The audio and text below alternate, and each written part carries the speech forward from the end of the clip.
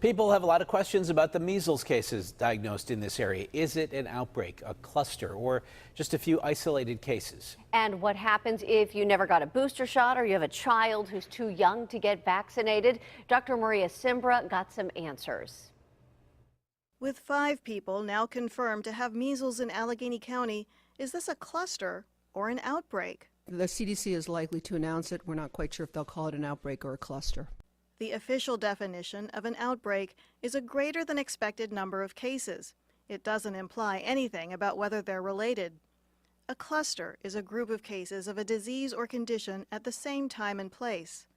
The first case here, announced Tuesday, is separate from the 4 others announced Thursday. Last year, Allegheny County had just 1 measles case and none in the 3 years prior. So with that, it would seem This is going to be considered an outbreak.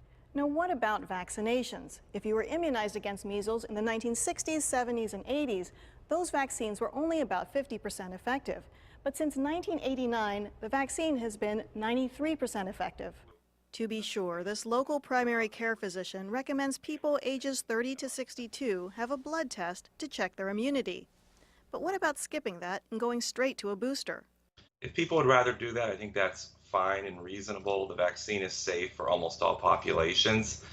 It's not currently recommended by any medical experts. When it comes to children, if your baby is not yet old enough to get an MMR vaccine, which protects against measles, they may still be protected. That's because babies get immunity from their mother during pregnancy, but those antibodies taper off after 6 months.